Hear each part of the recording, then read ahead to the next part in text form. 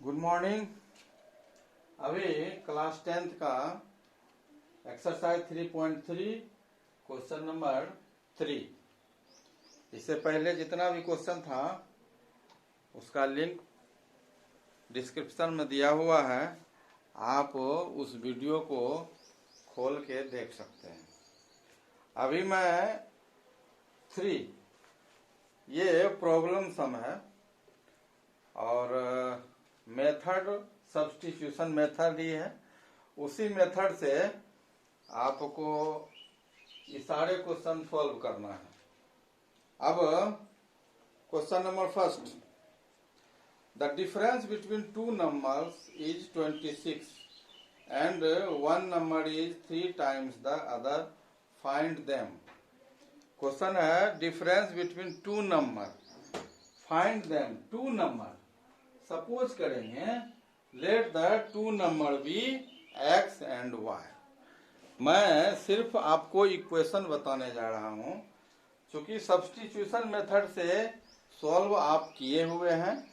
Question number 1, question number 2 ये solve किए हुए हैं, इसलिए मैं सॉल्व नहीं करने जा रहा हूं। मैं सिर्फ आपको प्रॉब्लम सम का इक्वेशन बनाने जा रहा हूं, क्योंकि इक्वेशन बनाने में बच्चों को प्रॉब्लम होती है, इसलिए मैं आपको इक्वेशन बताने जा रहा हूं। कह रहा है the difference between two number, तो सपोज किए let the two number be x and y. दो नंबर एक्स और वाई है, where x is greater than Y.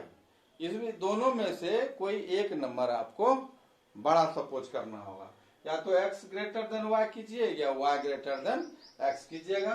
तो y ग्रेटर देन x कीजिएगा तो यहाँ y माइनस एक्स हो जाएगा। Since x greater than y किए हैं इसलिए x माइनस y होगा। अकॉर्डिंग टू क्वेश्चन, क्वेश्चन में दिया हुआ है the difference between two number that is x minus y equals to 26। दो नंबर का डिफरेंस, डिफरेंस मीन सब्ट्रैक्शन, 26 हुआ। और सेकेंड स्टेप में दिया हुआ है one number is 3 times the other. One number is 3 times the other. One number x 3 times the other means other number x y है, उसमें 3 से मल्टीप्लाई कर दिए, x इक्वल्स टू 3y। आप इसको इसी जगह इक्वेशन सेकेंड सपोज कर लीजिए, क्योंकि ये x का वैल्यू y के फॉर्म में आ गया है। अब जब सब्स्टिट्यूशन मेथड से आप अप्लाई कीजिएगा तो इस x का वैल्यू इस इक्वेशन में पुट कर देंगे तो y का वैल्यू फाइंड हो जाएगा। और जब y का वैल्यू निकल जाएगा फिर यहाँ पुट कर देंगे तो x का वैल्यू निकल जाएगा, जो कि सब्स्टिट्यूशन मेथड से आपको सॉल्व किया हुआ है। आप इसको बना लेंगे। ये इक्वेशन 3 का फर्स्ट बन गया। मैं सिर्फ इक्वेशन बताने जा रहा हूं। अब सेकेंड नंबर देखिए क्या कह रहा है। सेकेंड नंबर है the larger of two supplementary angles exceeds the smaller by 18 degree, find them. अब जानिए कि सप्लीमेंट्री एंगल क्या है। Supplementary angle, the sum of two angle be 180 is called supplementary. दो एंगल का सम जब 180 होता है तो वो दोनों एंगल एक दूसरे के सप्लीमेंट्री होते हैं। तो सपोज कर लिया let the two angle be x and y. अब यहाँ भी दो एंगल है, उसमें x को ग्रेटर मान लिए, that is x is greater than y। अब क्वेश्चन में कह रहा है कि एक एंगल जो है वो दूसरे से 18 अधिक है। एक्सीड मीन्स अधिक, यानी one angle is exceed the other by 18। तो अदर सेकेंड एंगल y है, उसमें 18 प्लस कर दिए, means x equals to y plus 18। इसको जो कहते हो यहीं छोड़ देंगे। ये इक्वेशन फर्स्ट हो गया। अब स्टेप में तो यही दिया हुआ है। अब हम लोग जानते हैं, we know that the sum of two angle be 180 is supplementary. तो दो एंगल है इसलिए x plus y equals to 180 by the rule of supplementary, आप इसको ब्रैकेट में लिख दीजिएगा। 180 कहाँ से आया, तो सप्लीमेंट्री रूल से हम लोग जानते हैं कि सप्लीमेंट्री जब जो दो एंगल होगा तो दोनों का सम 180 होगा। दो इक्वेशन बन गया। अब क्या करेंगे, x का वैल्यू सेकेंड इक्वेशन में पुट करेंगे, सॉल्व हो जाएगा सब्स्टिट्यूशन मेथड से। इस तरह से सेकेंड नंबर का इक्वेशन रेडी हो गया। अब थर्ड नंबर आइए। थर्ड नंबर बहुत इजी है, आप वो पिछले एक्सरसाइज में भी पढ़े हैं। The coach of a cricket team boys 7 bats and 6 balls for ₹3800। यानी एक टीम में 7 बैट और 6 बॉल खरीदा गया और टोटल का जो कॉस्टिंग होता है वो 3800 होता है। Later she buys 3 bats and 5 balls for ₹1750 1750। हम लोग क्या करेंगे, यहाँ लिखा हुआ है find the cost of each bat and each ball, प्रत्येक बैट और प्रत्येक बॉल का कॉस्ट निकालना है। तो अब यहाँ हम लोग let the cost of a bat, 1 bat equals to ₹X and cost of 1 ball equals to ₹Y।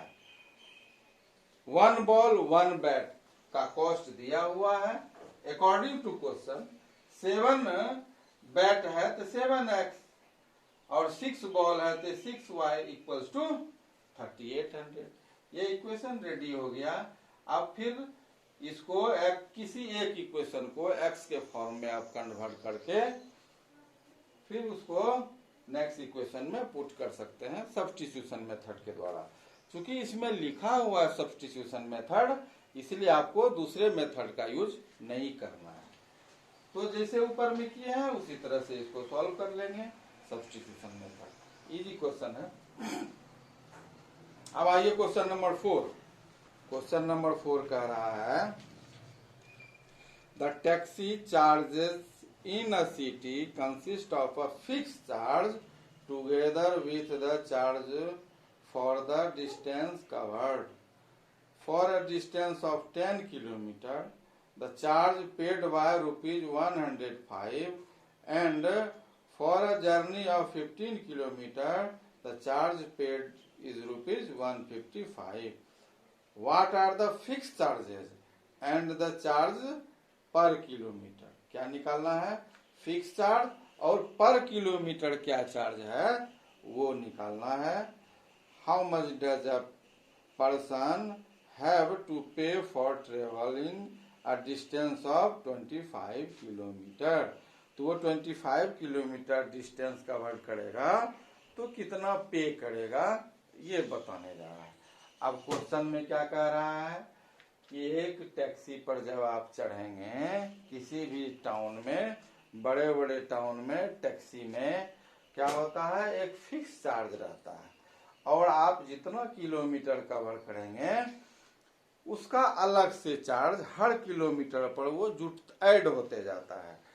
तो इस तरह से फिक्स चार्ज एक फिक्स रहता है। आप सपोज कर लीजिए कि वो 50 किलोमीटर के दायरे में अगर फिक्स है तो फिक्स चार्ज फिक्स है। अब वो 1 किलोमीटर में कितना लेगा उसका अलग चार्ज रहता है। तो हम लोग क्या करेंगे, सपोज करेंगे let the fix charge be X and the charge per kilometre be Y। अब फिक्स चार्ज चेंज नहीं होता है। 1 किलोमीटर में वो Y रुपीज लगता है तो 10 किलोमीटर में 10Y। According to question X plus 10Y equals to 105। वो 105 रुपीज पेड करता है जब वो 10 किलोमीटर डिस्टेंस कवर करता है। 15 किलोमीटर जब कवर करता है तो 155। यहाँ फिक्स चार्ज X है और 15 kilometre 15Y equals to 155।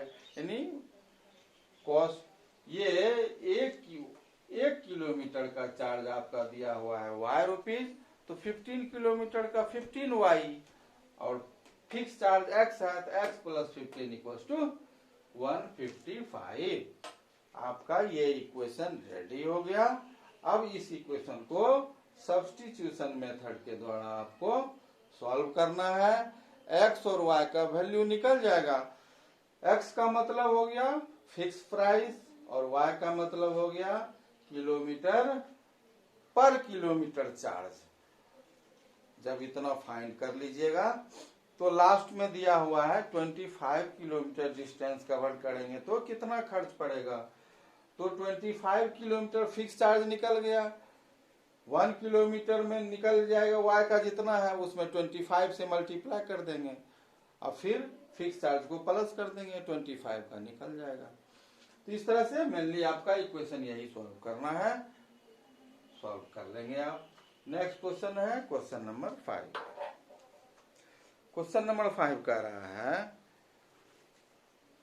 A fraction becomes 9/11। Fraction, जो ही फ्रैक्शन की चर्चा होगी उसमें न्यूमरेटर और डिनोमिनेटर की चर्चा होगी। If 2 is added to both the numerator and denominator, if 3 is added to both the numerator and denominator, it becomes 5/6. Find the fraction। यहाँ पर देखिए फ्रैक्शन फाइंड करना है तो हमने क्या किया कि फ्रैक्शन को ही सपोज कर लिया x/y। आप अगर इसको चाहेंगे तो इस तरह से भी सपोज कर सकते हैं, let the numerator be x and denominator be y, then fraction equals to x/y। एक लाइन बढ़ जाएगा। अदरवाइज आप ये भी लिखेंगे तो सही है, let the fraction be x and y। अब अकॉर्डिंग टू क्वेश्चन कह रहा है कि न्यूमरेटर और डिनोमिनेटर में 2 प्लस कर देंगे तो फ्रैक्शन 9/11 हो जाएगा। तो बस न्यूमरेटर और डिनोमिनेटर में 2 प्लस कर दिया इक्वल्स टू 9/11। अब इसको क्या कहेंगे, बाय क्रॉस मल्टीप्लाई से हम लोग इस इक्वेशन को आगे बढ़ाएंगे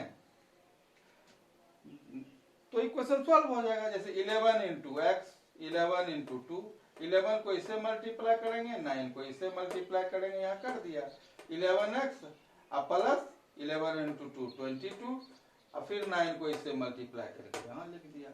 अब क्या करेंगे, वेरिएबल को एक साइड ले आएंगे तो 11x 9y को ट्रांसफर करेंगे लेफ्ट तो माइनस हो गया 9y इज इक्वल्स टू 18 को ट्रांसफर नहीं किए तो 18 का सिंबल जो कहते हो रहेगा, 22 को ट्रांसफर कर दिए तो वो -22 हो जाएगा equals to 18 - 22 equals to -4। 11x - 9y equals to -4, equation first आ गया। अब नेक्स्ट स्टेप में कह रहा है कि न्यूमरेटर और डिनोमिनेटर में जब 3 प्लस कर देंगे तो फ्रैक्शन बिकम्स 5/6, यानी फ्रैक्शन आ जाएगा 5/6। अब आ गया ये, फिर इसको बाय क्रॉस मल्टीप्लाई कर दीजिए, 6 इंटू एक्स 6x, 6 इंटू 3 इसको मल्टीप्लाई करके यहाँ लिख दिया। फिर वेरिएबल को एक साइड ले आए, 5y को इधर लाए, 18 इधर आ गया, यहाँ 18 प्लस है इधर माइनस हो जाएगा, ये उतर गया माइनस हो गया -3। आपका ये इक्वेशन रेडी हो गया। फर्स्ट इक्वेशन क्या हुआ, 11x - 9y equals to -4। Second equation 6x - 5y equals to -3। आपका दोनों इक्वेशन रेडी हो गया। अब इस दोनों इक्वेशन में आप सब्स्टिट्यूशन मेथड से x और y का वैल्यू फाइंड करेंगे और x y का वैल्यू जब फाइंड कर लेंगे तो आपको न्यूमरेटर और डिनोमिनेटर फाइंड हो जाएगा और उसके बाद फ्रैक्शन में क्या है x/y जब आप रखेंगे, डिनोमिनेटर में x का वैल्यू, नोमिनेटर में y का वैल्यू, फ्रैक्शन आ जाएगा x/y, आपका फ्रैक्शन फाइंड हो गया। अब है क्वेश्चन नंबर 3 का 6। क्वेश्चन नंबर 3 का 6 कह रहा है 5 years hence the age of Jacob will be 3 times that of his son. 5 years ago Jacob's age was 7 times that of his son. What are their present age? Suppose करेंगे let the present age of Jacob and his sons भी x and y year, दोनों का present as suppose कर लिया। अब question में कहता है 5 year hence, 5 year hence that is 5 year after, present age से 5 साल बाद। प्रेजेंट एज एक्स है तो 5 ईयर हैंस क्या हो जाएगा, x plus 5 Jacob age, and his sons age y plus 5। According to question Jacob's age will be means equals to 3 times his son, 3 into his son's age, 3 times मतलब 3 into his son's age।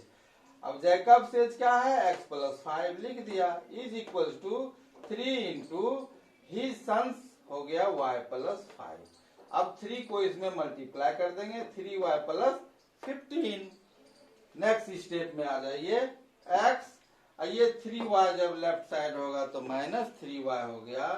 यहाँ 15 plus में है, 5 को जब हम right ले जाएंगे तो 15 माइनस 5 10 हो गया, यानी आपका इक्वेशन रेडी हो गया, x minus 3y equals to 10, first equation. Next step में कह रहा है 5 ईयर अगो, प्रेजेंट एज है x, तो 5 साल पहले, तो पहले में क्या होता है, सपोज कीजिए कि प्रेजेंट एज 10 है, तो 5 ईयर अगो 5 साल पहले कितना होगा उसका, तो 10 में 5 माइनस कीजिए तो यानी वो 5 साल का होगा।